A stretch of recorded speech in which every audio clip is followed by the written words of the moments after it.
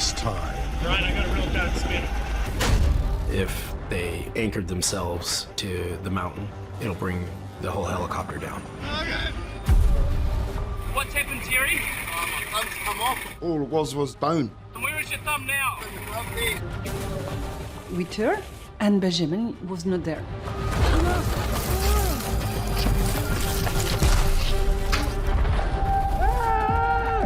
People died when they fall in a crevasse.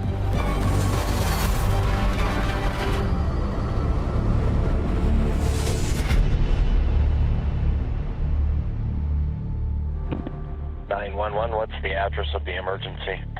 Ice Cliff Glacier, 2 climbers, 2 injured to ascend or descend. What is the nature of the injuries? There's a broken leg and facial lacerations. So the broken leg, they're unable to walk. Yeah. And is he awake? Yeah, he is. Is there any bleeding? He's still cognizant and aware, and so I don't think internal bleeding, no. We're on the ice cliff right above the glacier on the north side of Mount Stewart. The call comes from high altitude, more than 8,000 feet up the notorious Ice Cliff Glacier climbing route. 2 climbers report falling 1,000 feet to the foot of a steep gully. In my experience, I've never seen people fall 1,000 feet down a near vertical slope and survive. You knew they were going to be in a bad way. You know, even best case scenario, they're going to be messed up, but just how messed up. A lot of calls like that, when you hear that, it's a body recovery. It was last minute. It wasn't standard loadout. I don't have a knife. And I took it off and put it on my harness.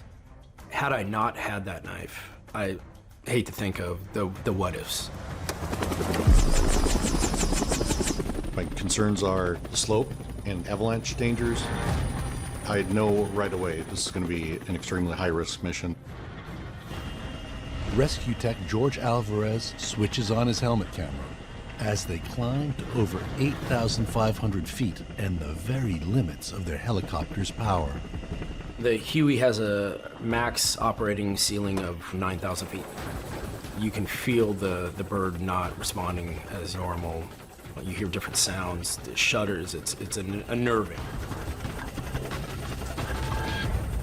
You start scanning the snowfields, and you're not sure exactly where to look on this almost vertical slope.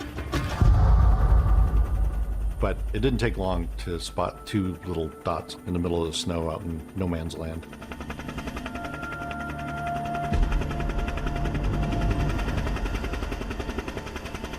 Rescue tech George Alvarez wears the only camera on the mission. The most pressing danger that stood out was the slope. If you don't have a hold of your gear, it's going to slide down the mountain. If you lose a handhold, you're going to slide down the mountain. And that's just one of the deadly challenges. The victims lie in an avalanche chute. Large snow deposits below them suggest serious avalanche activity. I didn't know if the Huey coming in there that close to the slope was going to initiate an avalanche.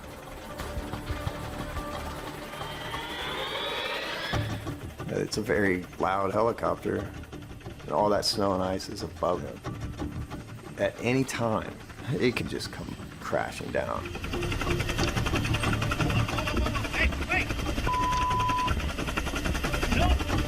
When we hear voices starting to stress in the back and agitation, it's because the tension is high.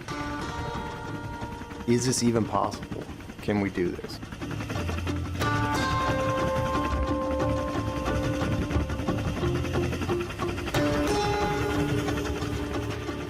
Alvarez and his helmet cam are going solo, 200 feet down to the slope.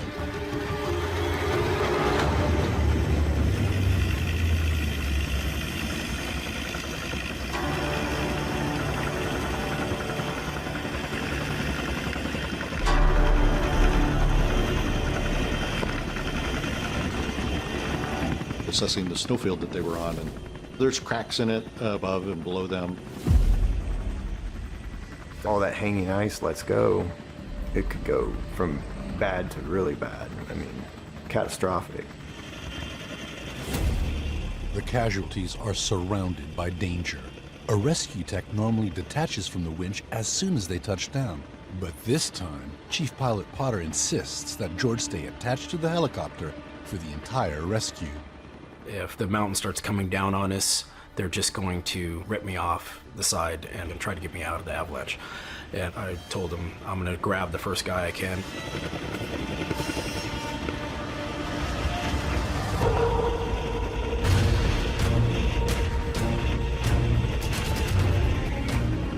But his descent starts to go wrong. Brian, I got a real bad spin.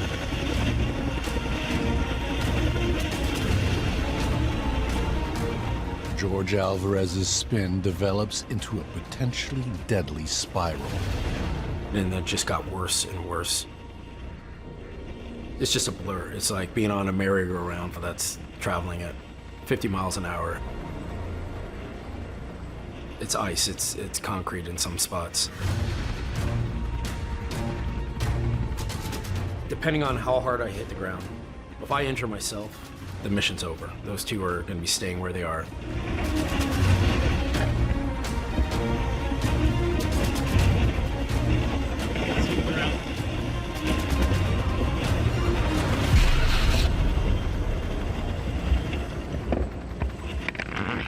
It was like hitting cement. I don't remember how long I stayed there, just collecting myself, letting everything stop spinning. He lands below the victims in case his touchdown triggers an avalanche. Once I could tell which way was up, I started scrambling, hands and knees. Normally, the helicopter flies away until the rescue tech can assess the situation. Not today, further increasing the risk of avalanche.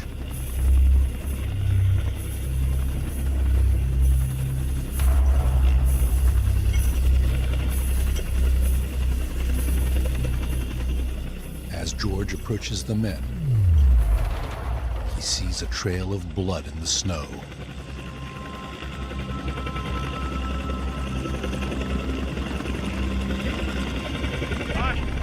Who's got the leg injury? What's that, Jeff? Are you able to stand at all? Is there any deformity? What? Is there any deformity? Yeah, I think so. A little bit. All right. It's painful. What's that? It's really painful. Okay. I might have to discharge you up. You good with that? Whatever, man. In his fall, Eddie McFarland's leg twisted so badly that his femur snapped in 3 places. Getting Eddie with his broken leg into a harness is going to take time, so George decides to hoist his partner Eric out first. I'm seeing all this damage to his face, damage to his helmet. He hit really, really hard to have this. So I'm thinking skull fracture. I'm thinking neck, spinal injuries. I remember like a pretty heavy impact on my helmet, and I'm pretty sure that's when I got knocked unconscious. Hit me like right on the back of my head, and my face was so swollen, you know, my eyes were like pretty closed. And I was like, it's not good. Even if I had the opportunity to put him on a backboard, the slope was so severe, it wouldn't have been feasible. And again, every second counted. The quicker we could get out of there without starting an avalanche, the better. Hey, I'll be right back. Oh, shit, very nice. Hey, follow me. The danger of having loose debris, space blankets, coats, sleeping bags, if that gets sucked into a rotor, it'll bring the whole bird down. Come on, come on. Alvarez takes Eric away from the debris to lessen the chance of it getting sucked up by the rotor wash.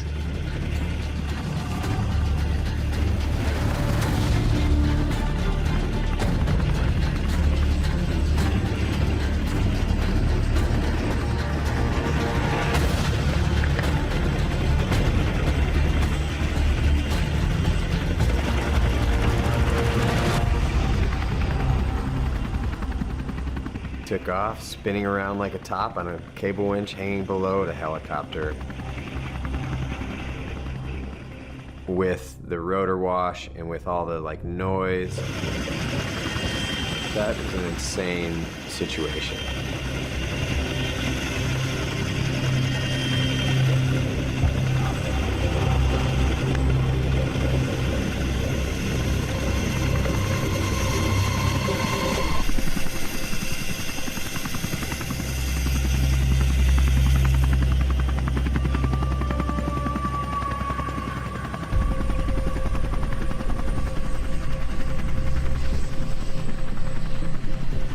And I remembered a sense of, what if they decide they can't get Eddie? What if something happens and they have to fly away without him? Hey, his leg's really bad! And that was like a pretty unbearable thought. I was just petrified.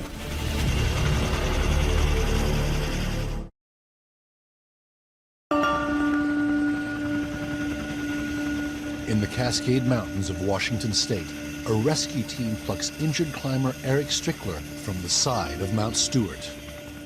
Eric fell nearly 1,000 feet, smashing his face and helmet, and sustaining neck and back injuries.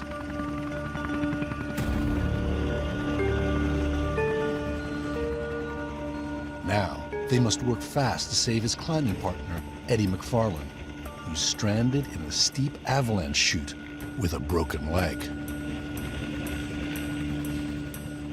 Every second counted. The quicker we could get out of there without starting an avalanche, the better. I told the guys, hey, I'm gonna grab them and let's go.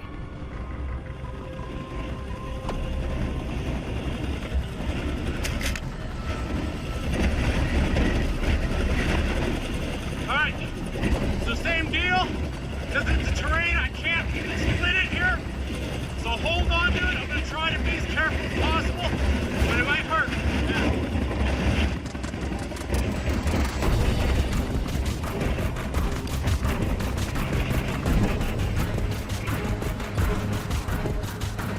In the suit, there's no stabilization for his leg. I said, you have no idea of how much, this is going to hurt here. You're going to have to lift your butt up a little. Okay. Okay. All right, down.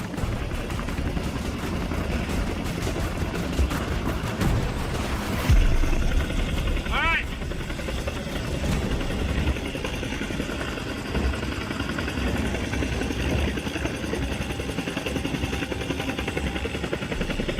Pick and bring it straight up so we don't drive his leg.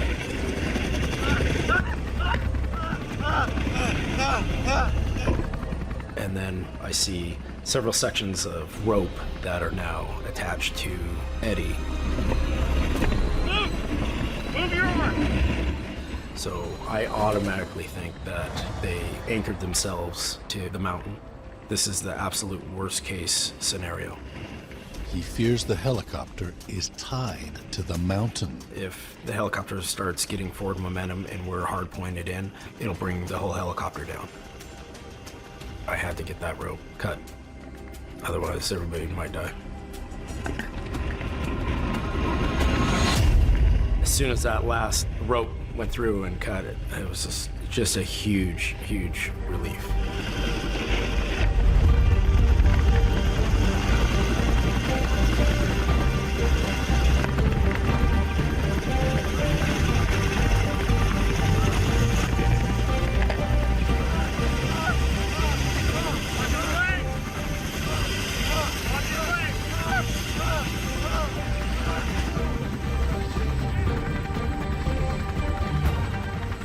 That was definitely the most painful thing I've experienced. But I was ecstatic getting rescued. We're actually going to survive this. Since this incident, our standard kit now is a large fixed blade knife for rope cutting, for survival, for you name it. So my one contribution to the unit. In all the rescues I've flown in the last 15 years, it's the highest hoist I've done. It's probably the nastiest slope I've done. It was definitely up there as my top one.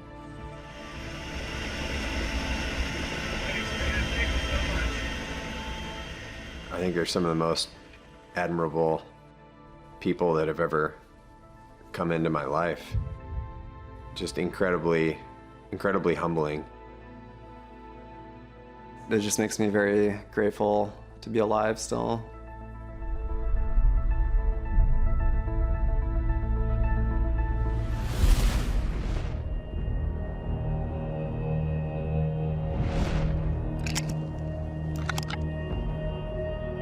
Francis, Zaza, Tad, oui. Moi. Et la montagne. Allez, descendez. It's the first time we climb Stralhorn, and we enjoy to go to the top because it is very beautiful place. Roland Spilhoren, his son Benjamin, wife Isabel, and their friend Francis reach the summit of the mighty Stahlhorn Peak, which rises over 13,700 feet in the Swiss Alps. Et après, t'appuies sur rouge pour filmer. Ouais. We were happy because we've done it. So we do that each time. Yeah! Descends peut-être un petit peu ta caméra encore. The four adventurers now face the dangerous ski down through hazardous backcountry. Bon, on y va, on se fait des in-vim là. Hein? Allez. Allez-y. Today, 3 of the 4 film their journey.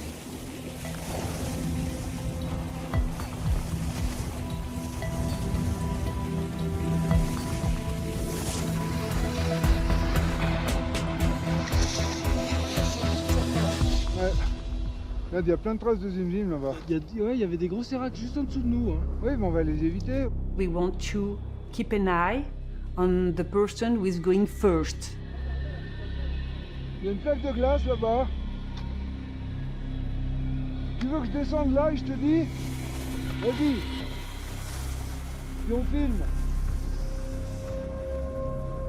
Va plus loin, Francis. Ouais, mais va plus loin. And one by one, we descend. Voilà, là tu là, peux descendre. descendre. Bon là. C'est bon, vas-y. Ouais. Ouais, de toute façon, c'est pas bon, autrement il aurait dit. The group agrees on a course and sets off, Benjamin going last. Voilà, et là, ça va être bon. Et on va où il est, là, ça va être grandiose. Oui, je pense que c'est ça qui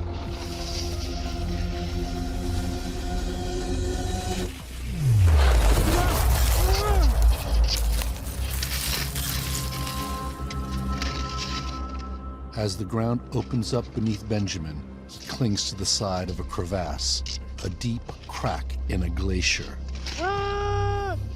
And things are about to get even worse.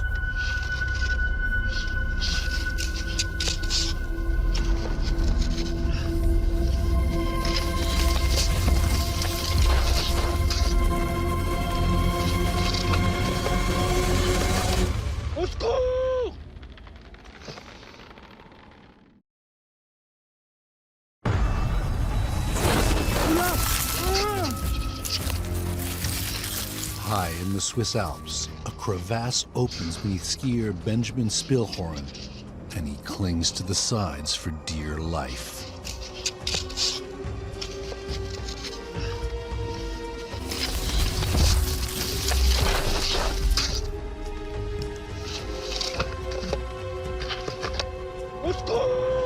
He's fallen 30 feet, but inches from his head, the crevasse plunges down so far, he can't see the bottom. Let's go! Further down the steep ski slope, his parents have no idea what's happened. We go down about 200 meters and we turn and Benjamin was not there.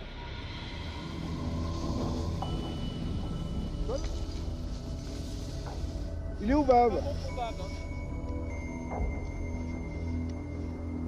Il est où, Bab?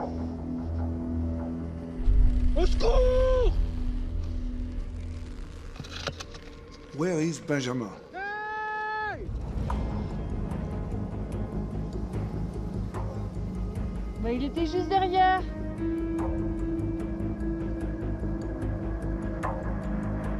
Il doit juste derrière la bosse. We wait. And no Benjamin. Okay. So boom, boom, boom. You heard what's going down. And drum and drum.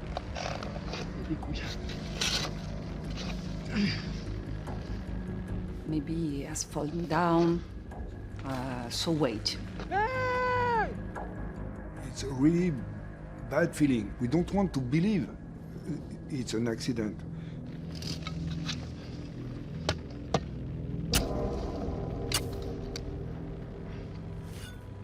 Hey! Benjamin can't risk climbing out for fear he'll slip even further into the abyss or trigger the sides to collapse in on him. Down the slope, his parents are getting frantic. We were just asking each person we saw at the end of the slope. Have you seen somebody? Have you seen Benjamin? And people say, no, no. Il y a quelqu'un! There is only one possible conclusion. Their son has fallen into a crevasse. Hey! Oh! A lot of people died when they fall in a crevasse. It is alive, dead, hurt. Hey! Hey!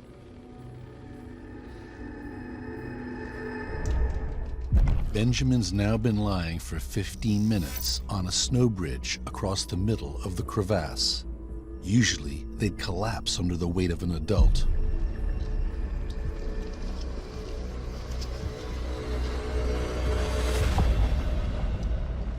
But this one may have saved his life.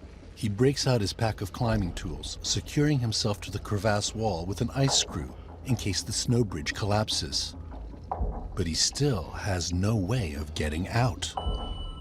Francis and Isabelle begin to climb to Benjamin.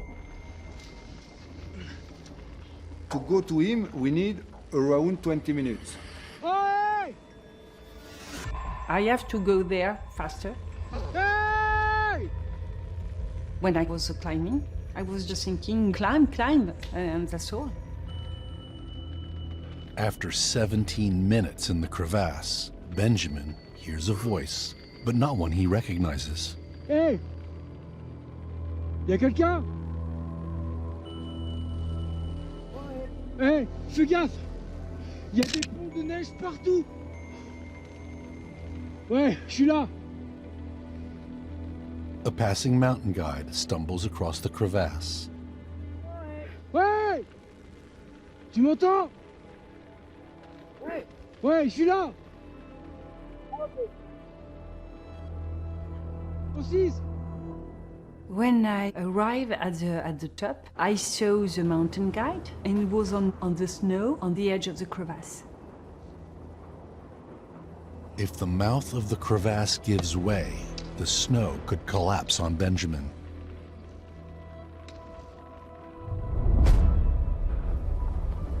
Ouais, tu as un baudrier. Oui. Je vais t'envoyer la corde avec un mousqueton au bout. D'accord. Tu pousseras le mousqueton de ton bout. D'accord. Nous, on va tirer la corde. Oui. Vous faites gaffe, il y a des ponts de neige tout là, partout.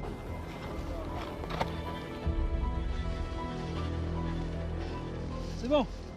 Je l'ai. Oui. I remember just waiting, waiting, waiting. He has to climb to get out this hole. But at this moment, for me, it was death danger. Je sais pas comment on va faire. High in the Swiss Alps, skier Benjamin Spillhorn faces a grueling 30-foot rope climb out of a crevasse. If he slips and the ice screw supporting his rope breaks free, he could fall to his death.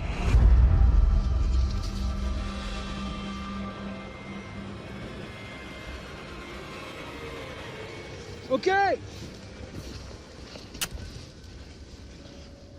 Benjamin's rescuers can't risk pulling him up in case they collapse the mouth of the crevasse. He must make his own way out.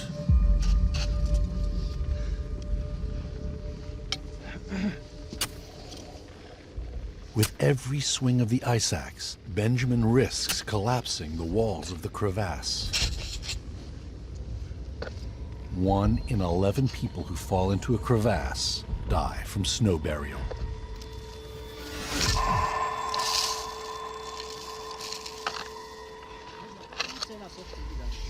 Ouais.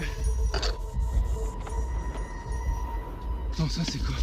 Tire-toi à la corde, en même temps que je tire, ça va. Tu vas voir, ouais.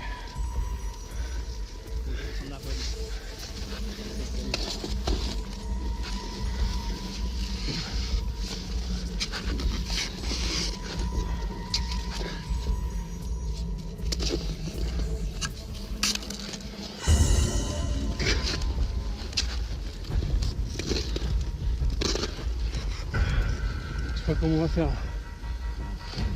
T'arrives à te tirer encore un peu sur la corde? Ah ouais, ça me coince les doigts. Parce que je sais rien. Faut dégager un peu. Sinon...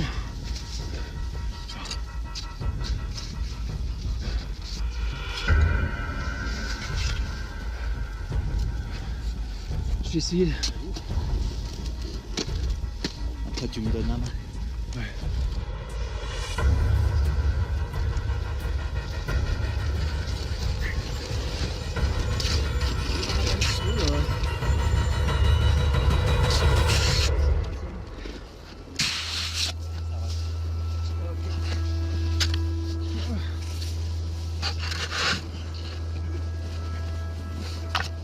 Magnifique. Bravo. Ah, merci. I saw Benjamin coming out of the grass. That was, I remember the moment. It was like, it's a good, it was good to see him. Well, just I was very afraid. I was very afraid.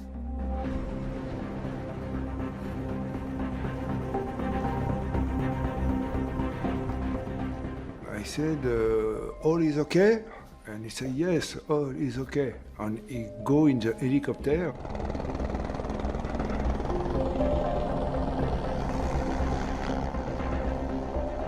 I can't speak to him. I can't take in my arm and kiss him. It's not possible. When I fell, I was sure that I was killing myself. I did not expect to land on snow, actually.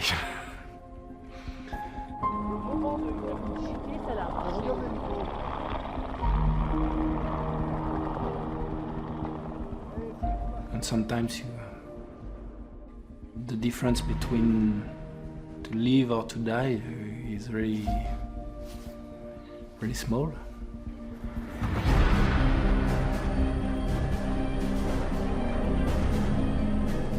Two weeks later, Benjamin returns to the Alps and resumes skiing in the stunning glacial backcountry.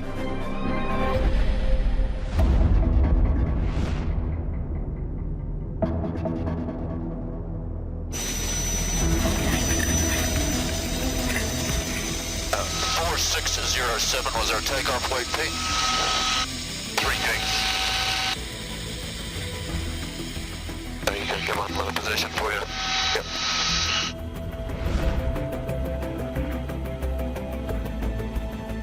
Sam, what are we going to? We're going to a fishing boat out by the 3 Kings Island, where there's someone's had a serious hand injury that needs to be retrieved. The St. John Northland Helicopter Rescue Team gets the emergency call from a fishing vessel still out at sea. What worries them is how little they know. It was pretty limited information. A cray fisherman and something about his hand getting caught in the winch. And we didn't know whether it just involved fingers or whether he's ripped his hand off. The priority is to get this patient to a specialist surgeon. Is there a major bleed that can't be controlled? And if a bleed can't be controlled, that person can die from that. The crew face a series of daunting challenges just to reach the boat.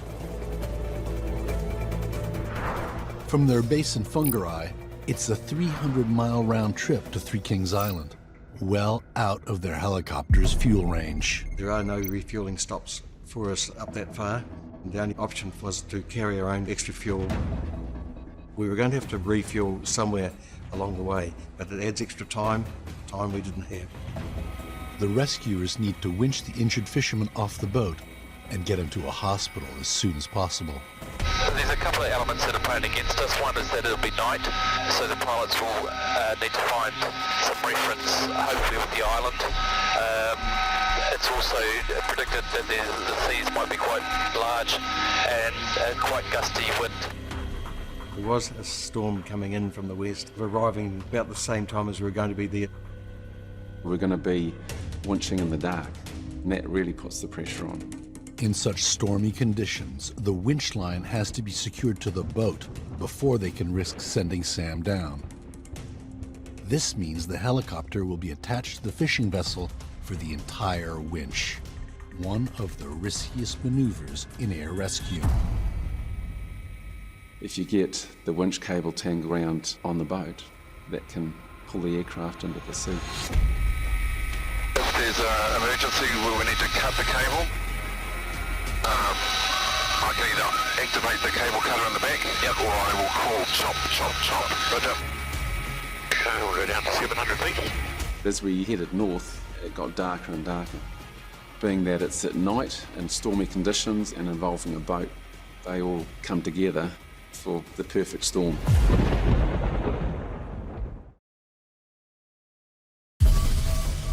Off the north coast of New Zealand, a helicopter rescue team combs the Black Seas for a boat. They've received reports that a wounded fisherman may be bleeding out on the vessel, which is close to the uninhabited Three Kings Island. You know the highest point on this island? 300 or 400 feet. Okay, right. I'm just starting to see it now. Yeah, the light's shining up behind it. It's coming into view on the right. We descended out of cloud and picked up the island. The wind was getting strong and it had the potential to make it rough and quite a difficult winch.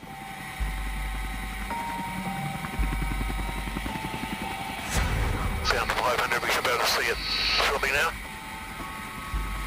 Okay, it's coming down real slow towards the boat. We saw the light of the boat, and that was the first light we'd seen probably for the last 20 or 30 minutes. It was in such a remote area. Slow right down, stabilise the aircraft. Mark has to get rescue tech Sam onto the boat to extract the injured fisherman. They've agreed a plan to lower a winch line onto the deck, which a member of the boat crew will tie to the vessel. But if the boat pulls on the hoist line, it can drag the chopper into the sea. A really, really dark night, really windy situation, a boat that's moving up and down and sideways, and the aircraft that's getting buffeted from all different directions. It was right up there, sort of knocking on 10 out of 10. 8 right, 7 right, 5 and right, 4 right, only 5, 4, 3, 2, 1, steady back and left. The winch line has been secured to the boat. Mark must now control the slack of the line to get rescue tech Sam down safely. Voice power on when you're ready. Clear door, clear door. So we're descending in now. Gets your pulse racing, adrenaline's rushing through your veins. This is the most delicate part of the operation. You're wondering, is Sam going to land up in the water? Are they going to hit the side of the vessel? 4, 3, 2, 1, steady. Halfway.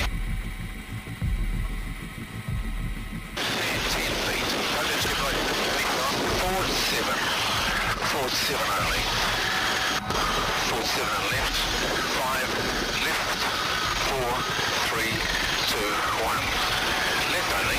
Back and left. Back and left.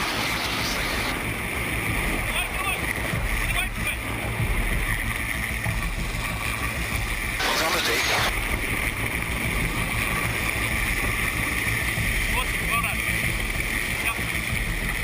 They'll leave some on the boat. Hey, where am I going?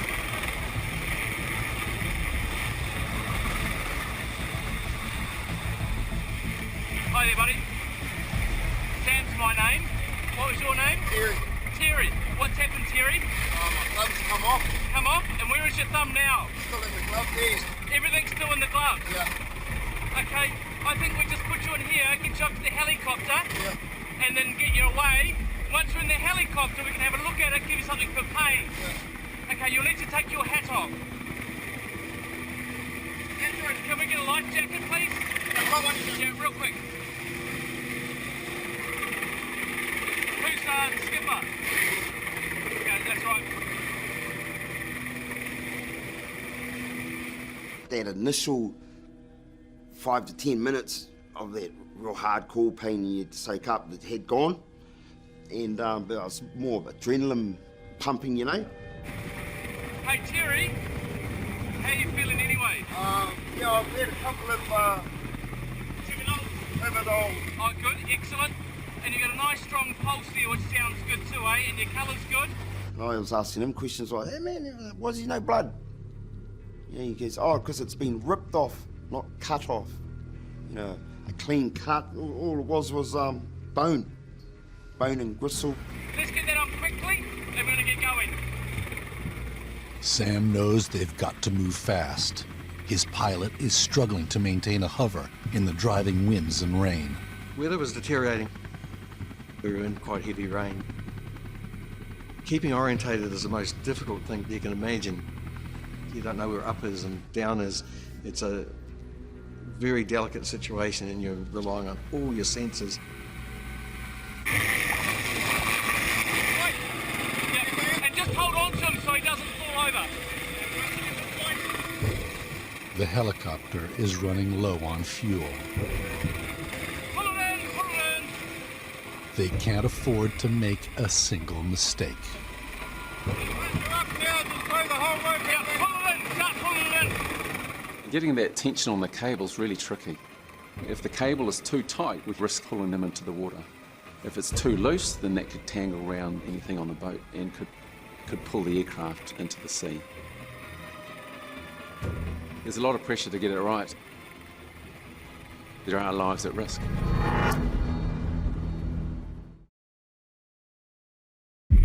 In high winds off the coast of New Zealand, a helicopter rescue team is about to winch a seriously injured fisherman and one of their own rescue crew from a storm-lashed boat.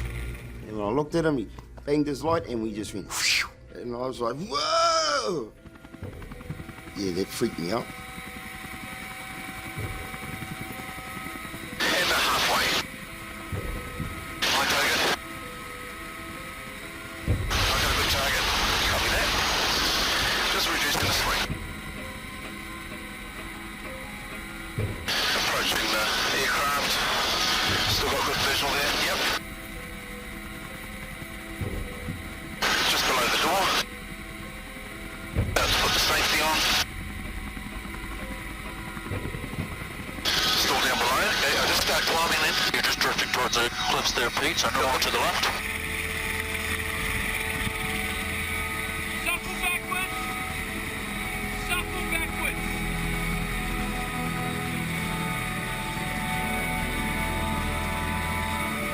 There you go. Feels that his thumb's been pulled off. Needs to be there within 6 hours for a surgeon to have any chance of putting that back on. The clock's ticking. It's already been 3 hours since the accident. The pilot has to refuel before they can get Terry to surgery. If the worsening storm grounds them, there'll be no hope of saving his thumb. Exactly what happened. We're pulling in a tray pod. Pulling a tray pod. Stuck on the bottom. Yep. And I let pressure off the winch, and I had my hand on the rope to stop it from pinging out of the winch. Yeah, and it went right.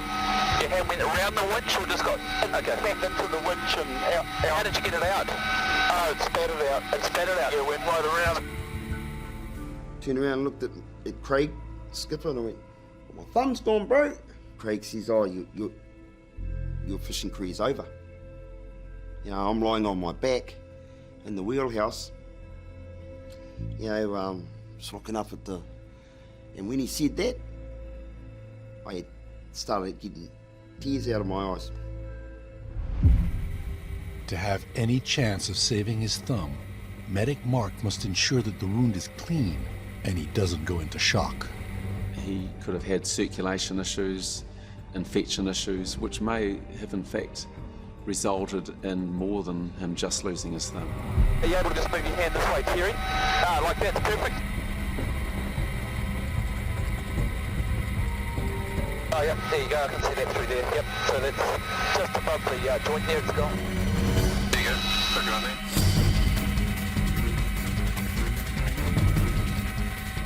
I think the glove's stuck to your skin. Yeah. Might be a good idea if you don't want to look at it, you don't have to, eh?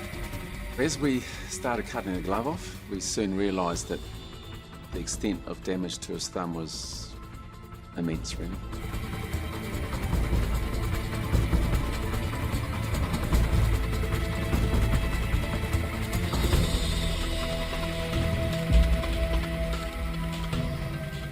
There was nothing much holding it on, and there was nothing that we could do to improve that situation. Get away. It's not too tight. The helicopter manages to refuel and get Terry to the hospital. With a traumatic amputation like this, every second counts. If we weren't able to winch him off that boat in time, it would have been a 10 or 12 hour to get back to his port and then to hospital after that. Depending on the infection and being able to get on top of that, there's potential to lose life as well. Coming down. It was too late to put it back on. It was over. I decided that I didn't want to find other work. Well, it just wasn't me. And so I decided to go back fishing. I went to see Craig and he says, "Oh, come and do a trip." I went, "Oh, yeah, okay." He's pretty robust, Terry, so yeah, he's just persevered with it and he's working back on a boat now, so he's back fishing. It's good to hear that he's still out in the fishing industry doing his thing. Although he's lost his thumb, it could have been a lot worse. If it was the whole thumb, if it was down here, I wouldn't be doing the same thing. I wouldn't be able to tie knots. So half of it, you see, I can use that. I'm happy that I've only lost half a thumb. And